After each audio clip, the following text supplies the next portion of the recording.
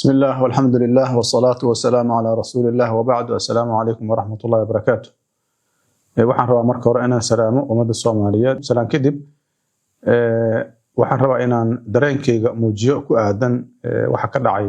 maanta Sinai dadka masaakiinta ah ee shara dhulkooda la boobay wali xuquuqdooda raadsanaya lagu xadgudbay gaar ahaan sheekha waayilka ah dhulkiisa hore loo boobay ee taagan war lacagna laga qaato dhulkaygana hal ay soo celiyo oo saaka sida arxandarrada ah ciidamada boolisku ay u dhibaateeyeen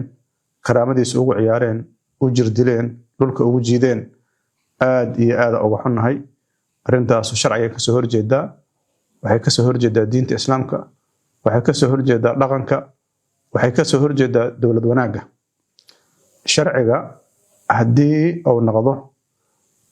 dawladdu inay u adeegsato ciidanka booliska cid kasta oo ka ra'yi duwan oo aan loo fiirin xataa inuu xaq ku taagan yahay inuusan ku taagnayn arintaas waa arinta dawladnimada u dunto marka waxaan ugu yeeraynaa dawladda in degdeg loo soo daayo dhow u qalmana la siiyo karaamadiisii iyo sharafkiisii iyo jirdilkii ku dhacay sidaas la midana dadkii la dhibaateeyay saakay ee Sinai lagu dhibaateeyay xabadaha lagu riday sida arxandarrada loola dhaqmay ayagana xuquuqdoodii si dhameystiran in loogu soo celiyo dawladduna waa inay joojisaa ciidamada ay u soo dirayso dadka shibilka ah masaakiinta ah xuquuqdooda u doodayay u taagan inay xuquuqdooda si sharci ah oo muwaadinimo u soo ceshadaan ciidanka loo adeegsanayo in la joojiyo oo sida arxandarrada ula dhaqmaya dadkii arintaas ka dambeeyay in maxkamad la soo saaro sidaas la mid ah dad badan xiran xabsiyada ka buuxa oo laga yaqaan hadda nabadoon xaadoole xorriyadooda loo soo celiyo waxay ku xiran yihiin waa sharci darro waxay u xiran yihiin fikirkiisa qofka looma xiri karo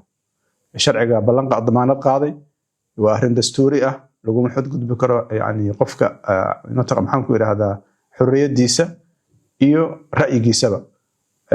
mar kale dadka Soomaaliyeed waxaan ugu yeeraynaa in loo istaago garab istaaga dadka dulman dhamaantood gaar ahaan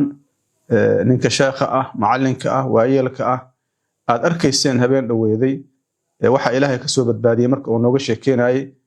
yani sida uu eekay aad arkayseen maanta in haddana waxaad aragteen lagu sameeyo runtii arrin la aqbali kara ma aha qof walba u qaado arrintaas adiga inay kugu dhacday inay ku dhacdo waalidka aan wada istaagno